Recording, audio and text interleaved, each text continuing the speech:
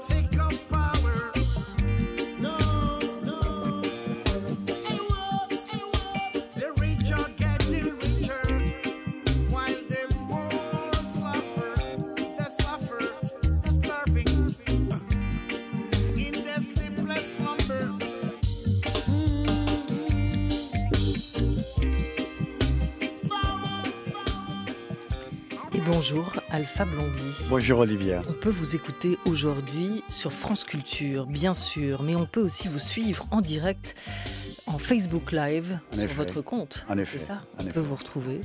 Donc, à travers ce petit outil, ce téléphone que vous avez posé ici dans le studio et qui permet à tous vos fans d'être avec nous aujourd'hui. Vous êtes surnommé Jagger, vous êtes né Seydou Koné. La musique, la scène ont fait de vous Alpha Blondy. Comment on se choisit un nom, Alpha Blondy? Ben, je pense que des fois, on te colle un nom dessus. Okay? Le fait que, voilà quoi, je m'appelle Alpha, okay? Et que j'ai voulu, à l'époque, quand on était chanteur d'un groupe rock, okay, au lycée, donc Jagger, évidemment, parce que nous, on était les disciples de Woodstock. Et puis, voilà. De fil en aiguille, le jour où j'ai décidé de devenir chanteur professionnel, alors dans la spiritualité, j'ai dit Alpha, parce que Dieu dit je suis l'alpha et l'oméga. Et j'ai voulu, tu comprends, mettre ma carrière sous la bannière, et la protection de Dieu. Et Blondy? Blondy, ça c'est une déformation. Ma grand-mère qui, pour me corriger, qui me traitait de canaille, voilà. Ben, comme elle ne parle pas français, ça donnait de Bandit à Blondy. Ah, voilà. C'est votre grand-mère qui vous traitait de Blondy. Ouais, c'est ça. Blondy est devenu Blondy. Tout le temps en train de te quereller, t'as toujours raison. Donc voilà, c'est devenu ça. Ouais, votre grand-mère a toujours eu raison, d'ailleurs, vous l'avez dit, c'est une figure essentielle pour vous, cette femme. Ouais. Ma grand-mère a raison. Article 2. On applique l'article 1. Vous êtes une canaille alors? Vous l'êtes encore aujourd'hui? Non, non. La canaille s'est assagie? Oui, et puis je pense que pour les grands-mères, tu comprends, parce que moi, il n'y avait pas de papa, et ma maman était avec son mari quelque part là-bas, en Côte d'Ivoire. Donc c'était la grand-mère qui était, et le papa, et la maman, et la grammaire. Donc, quelque part, voilà quoi, elle m'a gâté, elle m'a donné beaucoup d'amour, et puis j'avais cette liberté, ok, un peu trop poussée. Ok. Elle vous a donné ça aussi. C'était peut-être son plus beau cadeau, la liberté, non? Oui, et puis surtout la vérité, et puis la spiritualité. Ok, c'est elle qui m'a appris, elle m'a dit, si tu cherches Dieu et que tu dépasses l'homme, tu ne verras plus jamais Dieu. Autrement dit, Dieu est dans le regard de tout ce que tu rencontres. Vous croyez en quoi aujourd'hui? En En Dieu. qui et en quoi? En Dieu, En Dieu, c'est tout. c'est tout. Parce qu'il n'y a de Dieu que Dieu, car tout est Dieu. Et la musique, alors, c'est une Est un voix? don de Dieu. C'est un don de Dieu. C'est une voix aussi? Une voix de Dieu? Oui, oui, oui, oui, c'est la parole. Ok, la musique, on peut dire beaucoup de choses. Même avec les sons de la musique, on transmet des émotions. On transmet une rage. Quand tu écoutes du heavy metal, ok, il y a de la rage là-dedans. Quand tu écoutes un slow langoureux, ok, il y a des frissons là-dedans. Donc la musique est un véhicule, tu comprends, non, qui transmet la sensibilité de l'espèce humaine. L'un de vos pères en reggae, Alpha Blondy, s'appelle Burning Spear. Et c'est une des figures du reggae jamaïcain avec Bob Marley. Son nom à lui signifie javelot enflammé. Ça, c'est bien trouvé. Sa voix, elle vous a réellement transpercé dans les années 70, pendant vos années new-yorkaises, américaines. Quelle fenêtre, quelle porte a-t-il ouvert en vous? Quel choc musical ça a été? Ça a été pour moi la grande révélation du moi. Parce que le moi qui cherchait un moyen d'expression, qui voulait faire cette musique. Mais je ne voulais pas, en tant qu'Africain, faire une musique pour faire remuer les raffias. Je voulais une musique rebelle, une musique révolutionnaire qui va réveiller l'Afrique, qui va conscientiser l'Afrique. Et puis, parce que j'avais lu des livres qui étaient dans ce sens-là, et moi, je n'avais pas envie de faire des chansonnettes, tu comprends, pour amuser la galerie. Je voulais non seulement amuser, mais en même temps passer un message. Donc, quand j'ai écouté Burning Spear, et puis en plus c'était à l'époque où vraiment on travaillait farouchement à la NASA, quand j'ai écouté Burning Spear, tout allait dans mon sens, vraiment.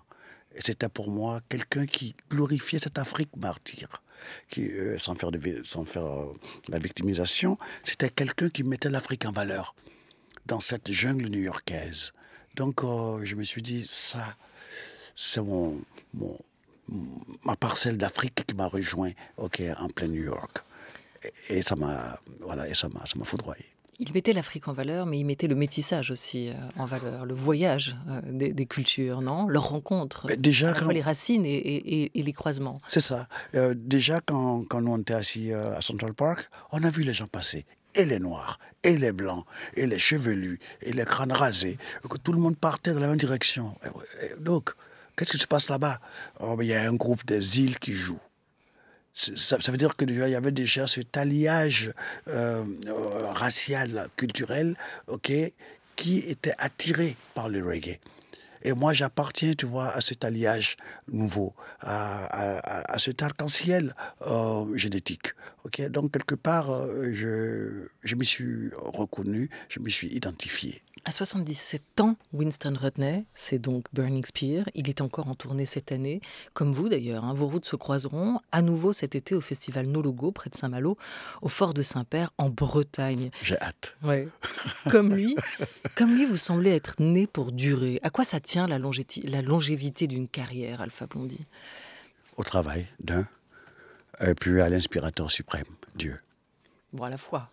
La foi. Ouais. La foi en ce que tu fais. Et puis, les Baoulés ont un proverbe qui dit Bekangwa Nwabo. Ce qui veut dire on ne joue pas ou on s'amuse.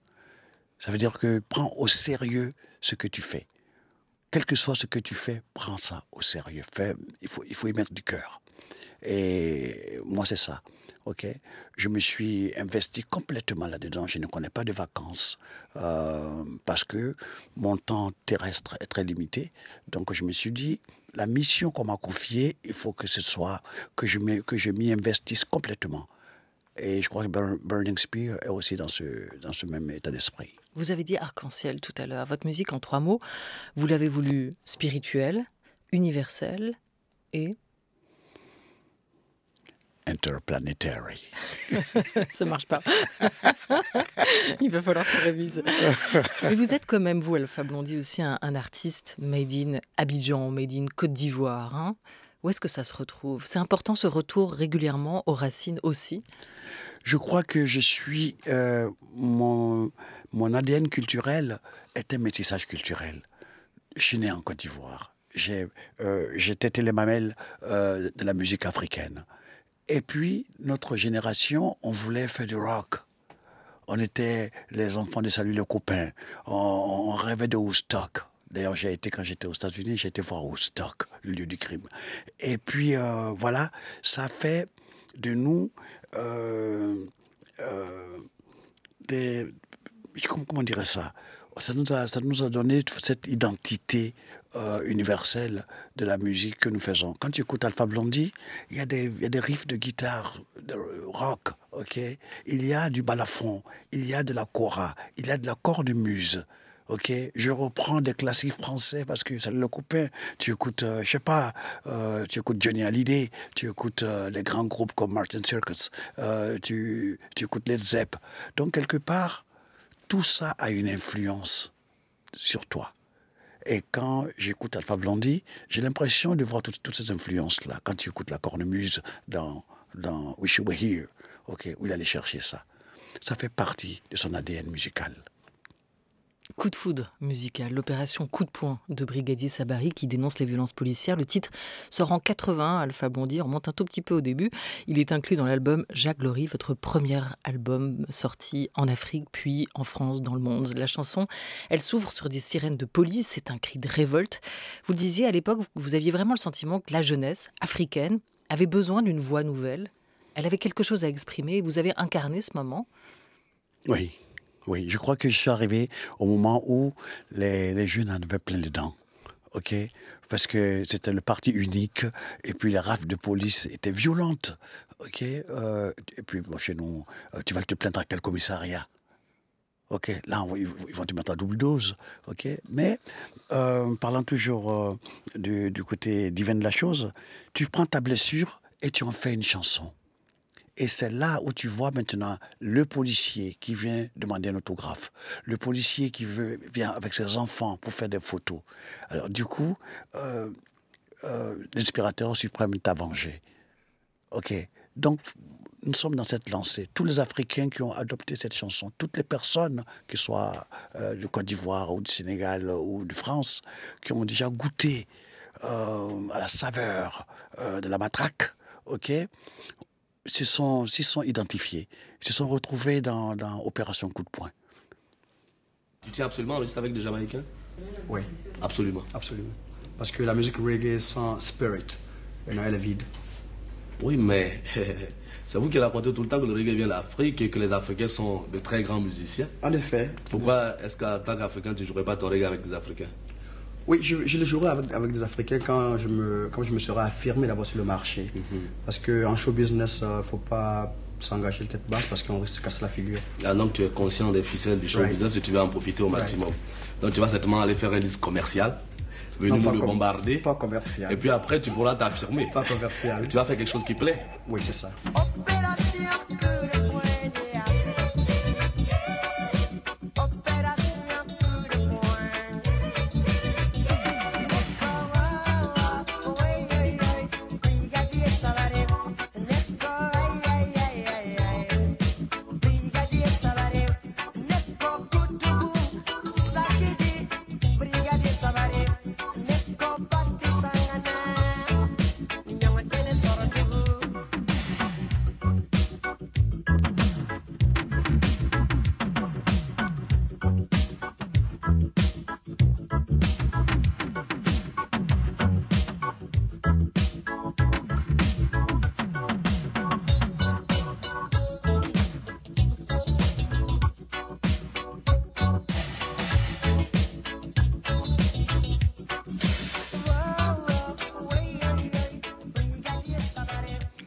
Brigadier Sabari, 1980. On vous entend, vous êtes invité à la télé ivoirienne par l'animateur Roger Cassis. Il vous demande où vous comptez aller et avec qui.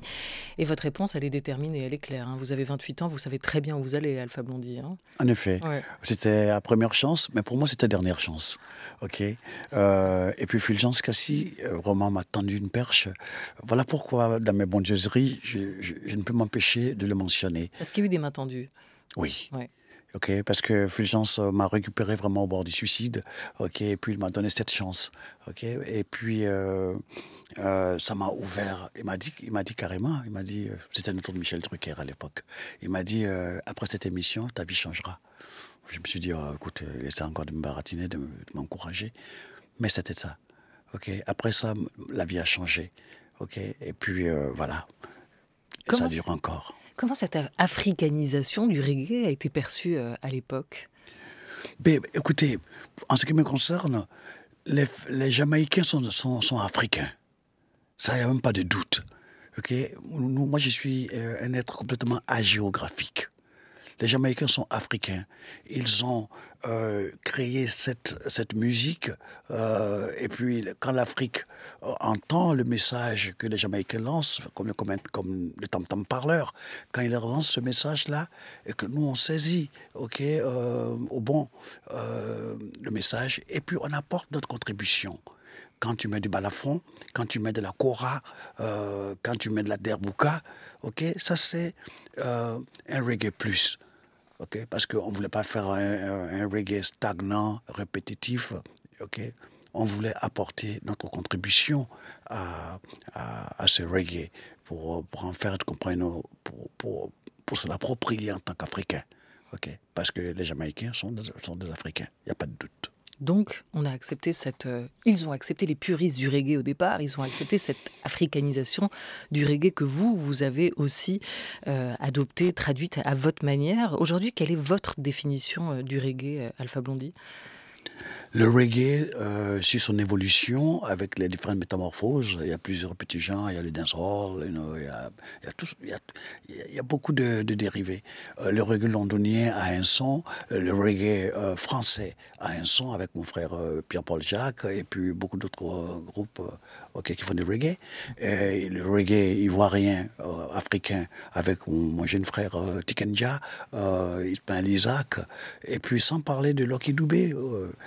Il y a aussi Rocky au Ghana. Donc, quelque part, on ne parlera plus de reggae, on parlera des reggae. Des reggae, d'accord. Voilà. Ok, avec toujours ces mots, peace and love, ceux que vous avez sur votre veste. Oui, parce que c'est font la transition et la traduction entre tous ces reggae. C'est un impératif. Parce que, comme nous, l'épine dorsale du reggae, c'est Dieu. Donc, Dieu est un Dieu d'amour. Un Dieu de paix, un Dieu d'amour. Nous faisons la promotion de ce mindset. Nous voulons un monde de paix, un monde d'amour, où le peace and love, le one love, règne. Années 80, avec cet album Jacques Glory et ce titre Brigadier Sabari, c'est vraiment là, dans cette décennie, avec vous, avec votre voix, Alpha Blondy, que naît le son ivoirien du reggae. 2000, cette décennie 2000, 2002 notamment, on sent que c'est un autre tournant dans votre carrière, avec le conflit ivoirien. Il y a un moment important qui se joue là pour le pays, mais aussi dans votre musique. Vous vous engagez plus directement à ce moment-là ?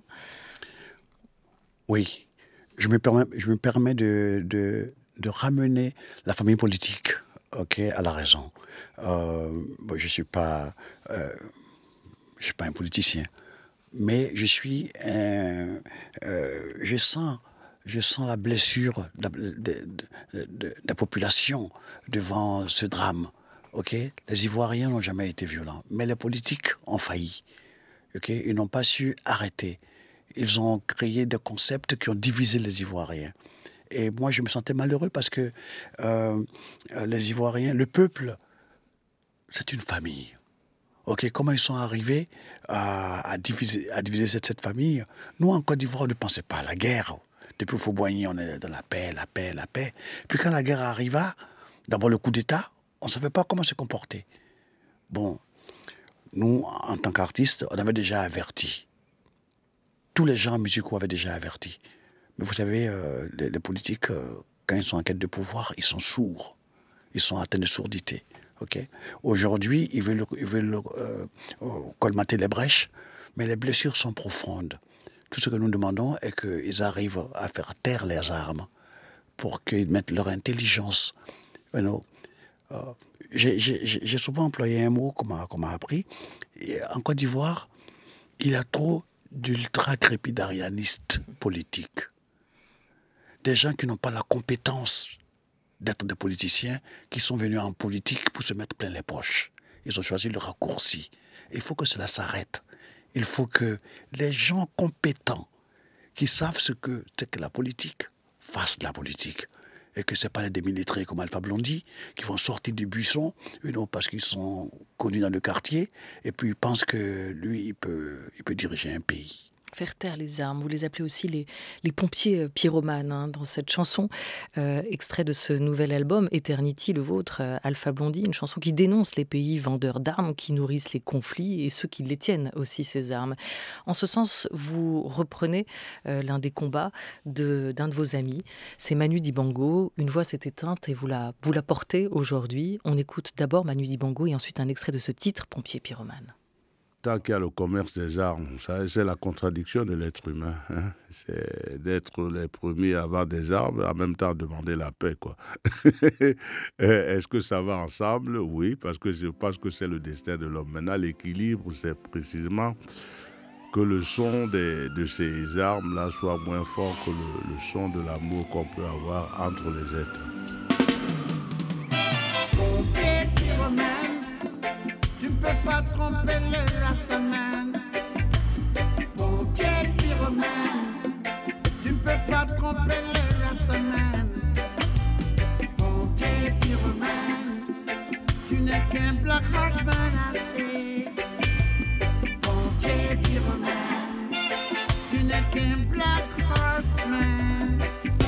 Tu vends les armes qui font souffrir nos âmes.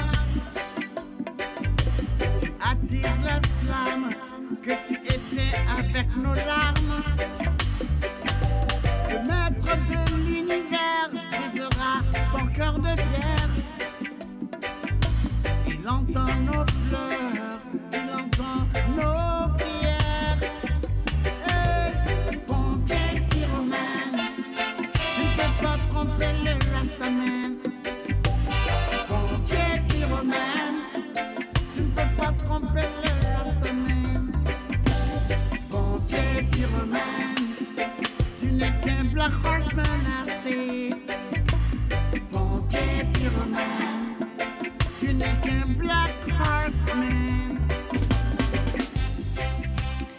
Vous n'avez toujours pas fait taire la rime, Alpha Blondy, on l'entend bien dans cet extrait de Pompiers pyromanes. La chanson parle d'elle-même, on n'a pas besoin de l'expliquer. Dans un précédent album, l'album Elohim, sorti en 2000, un de vos titres, Journaliste en danger, revenait sur l'assassinat d'un journaliste burkinabé, Norbert Zongo, et plus largement, vous preniez dans ce titre la défense de la liberté de la presse. Les journalistes sont les voix des sans-voix, dites-vous alors, ils sont essentiels dans une démocratie. Et les artistes aussi, au même titre.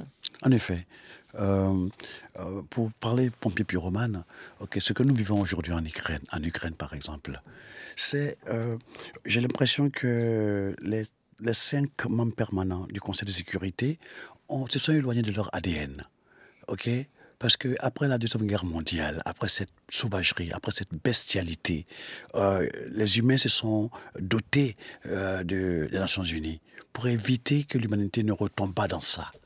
Et aujourd'hui, ce sont ces 5, la France, les États-Unis, la Chine, les Russes et les Anglais, l'Angleterre, qui sont les plus grands marchands d'armes. Et puis c'est eux qui sont actuellement de sacrifier les pauvres Ukrainiens aujourd'hui. Il est grand temps qu'ils se ressaisissent. Parce que leur mission, c'est d'éteindre les guerres, pas de les allumer. Toutes ces armes qui sont en Afrique, on ne fabrique pas d'armes. Comment est-ce que tous ces gens, ces djihadistes, où ils gagnent ces armes? Donc, quelque part, je pense qu'ils ont failli et qu'il faut qu'ils se ressaisissent, que les armes se taisent. Nous, les musiciens, pour aller dans ce sens, ce sont nos clients qu'on massacre. C'est notre public qu'on massacre. On ne peut pas aller faire de concerts, je ne sais pas, en Ukraine, j'aimerais bien. parce qu'ils sont en train de les massacrer. Ce sont nos clients. Donc, quelque part, nous défendons notre cause, nous défendons notre pain.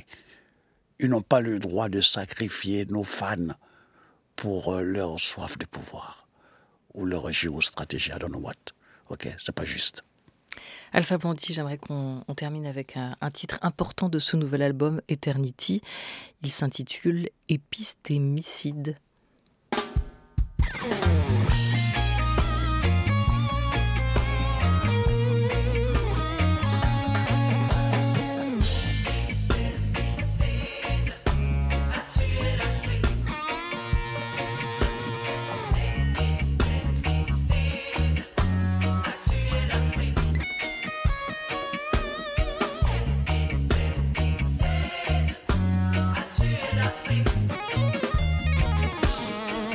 Je crois que le mal que l'occupant nous a fait n'est pas encore guéri. Voilà le fond du problème.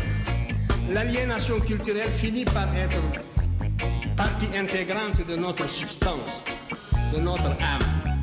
Et quand on croit s'en être déplacé, on ne l'a pas encore fait complètement. Souvent, le colonisé ressemble un peu, ou l'ex-colonisé même, ressemble un peu à cet esclave du 19e siècle, qui libéré va jusqu'au pas de la porte et puis revient à la maison parce qu'il ne sait plus où aller. Il ne sait plus où aller. Depuis le temps qu'il a perdu la liberté, depuis le temps qu'il a acquis des réflexes de subordination, depuis le temps qu'il a pensé comme appris à penser à travers son maître. C'est un peu ce qui est arrivé aussi à l'intelligentsia africaine dans son ensemble. Quand est-ce que les Blancs vous reconnaîtront-ils? Parce que la vérité sonne blanche. C'est cela. Mais c'est dangereux ce que vous dites.